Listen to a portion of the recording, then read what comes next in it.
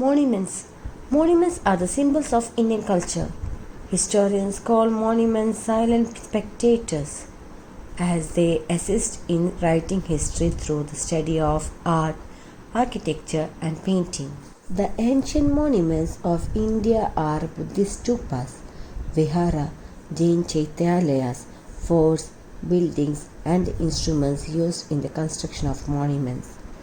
The study of these reveals the artistic expertise of the people, their financial status, social and religious ideologies.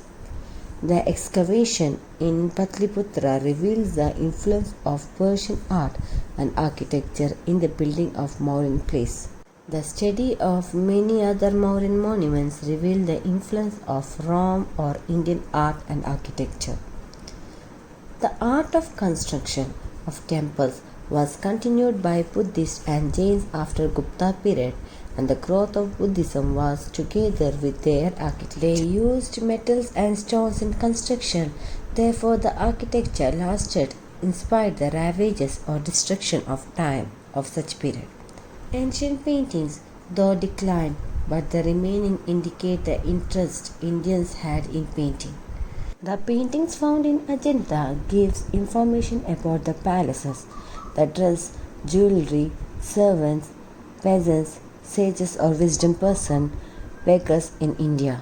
They also are about the flora and fauna, that means about the flowers and plants of the period. Ashokan inscription on Sanchi Stupa is an example for marvel of Indian architecture. Khajuraho and Konark temples are symbol of Indian heritage and culture.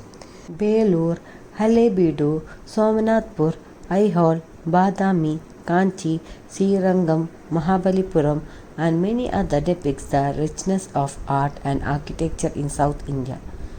Hoysala art is considered the treasure of arts. Please note the point.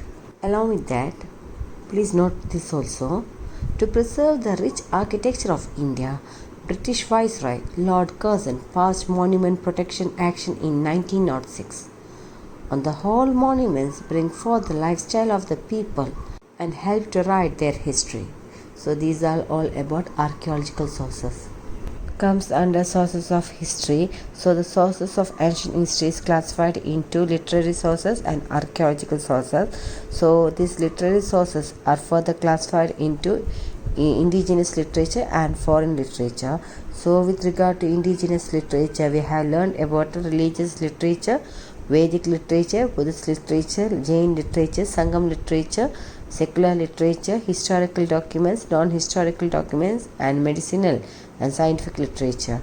With regard to foreign literature, as I have discussed, Greek or Roman writing. Next, the writings of the Chinese travelers, and last comes Arab writings. With regard to archaeological sources, we have completed first. That comes under archaeological sources are excavation, inscription, coins and monuments.